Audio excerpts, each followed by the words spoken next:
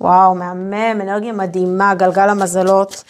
זה אחד הקלפים האהובים עליי, זה באמת אומר שהיקום מזמן לכם פה שינוי באופן חיובי, הוא מכוון אתכם בכיוון מאוד מאוד חיובי.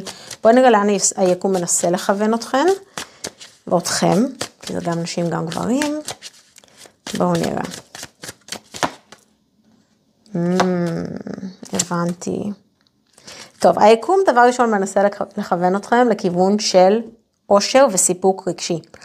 אתן מרגישות שחסר לכם כאן משהו מבחינה רגשית, אוקיי? אני לא יודעת מה זה, אבל אתן כן מאוזנות רגשית, אתן לא מסופקות רגשית, אוקיי? בין אם זה בקשר, בין אם זה בתוך תוככן, אתן קמות בבוקר ומרגישות, חסר לי משהו, כאילו חסר לי האור, חסר לי השמחה. עכשיו אני מבינה גם למה, כי את מראה לי פה, יש פה משהו שאני לא מובן לי, חשבתי, וזה פשוט לא מובן לי, לא משנה כמה אני חושבת על זה, לא משנה כמה אני תוכנת את העניין הזה ביני לבין עצמי, אני באמת לא מצליחה להבין.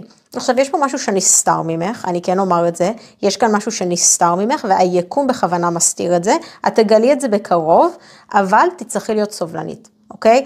ההבנה הזאת תגיע יד ביד עם הסיפוק הרגשי. ואת מראה לי, אני כרגע לא מרגישה מסופקת רגשית, כי אין לי את הקלוז'ר הזה, אין לי את ההבנה הזאת בנוגע לעניין הזה. עכשיו, העניין הזה יהיה שונה לכל אחת ואחת מכן, אבל יש פה באמת עניין שמעיק עליכן.